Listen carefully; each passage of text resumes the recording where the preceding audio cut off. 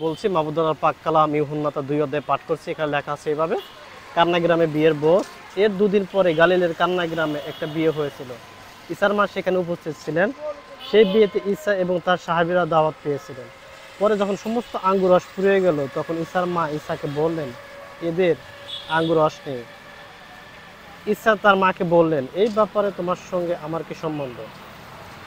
আমার সময় এখনো হয়নি। তার মা তখন চাকরদের বললেন, ইনি তোমাদের যা করতে বলেন তাই করো। ইহুদি শরীয়ত মতো পাক সাফ হবার জন্য সেই জায়গায় পাথরের 6টা জ্বালা বসানো ছিল। সেখানে প্রত্যেকটাতে কম বেশ 45 লিটার করে পানি ধরত। ঈসা সেই চাকরদের বললেন, এই জ্বালাগুলোতে পানি ভরে দাও। চাকরেরা তখন জ্বালাগুলো কানায় কানায় পানি ভরে দিল। তারপর ঈসা তাদের বললেন, এবার ওখান থেকে অল্প তুলে ভোজের কর্তার কাছে নিয়ে যাও।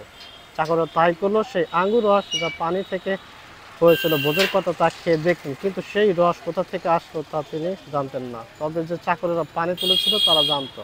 তাই ভোজের কর্তা ভরকে ডেকে বলল, প্রথমে সকলে ভালো আঙ্গুর রস খেতে দাও, তারপর যখন লোকের ইচ্ছা মতো খাওয়া শেষ হয় তখন যে রস তারা আগের চেয়ে কিছু খারাপ, কিন্তু তুমি ভালো আঙ্গুর রস এখন পর্যন্ত রেখেছে। তাই গালিল প্রদেশে কান্না গ্রামের চিহ্ন হিসাবে এই প্রথম অলৌকিক কাজ করে নিজের মহিমা প্রকাশ করলেন।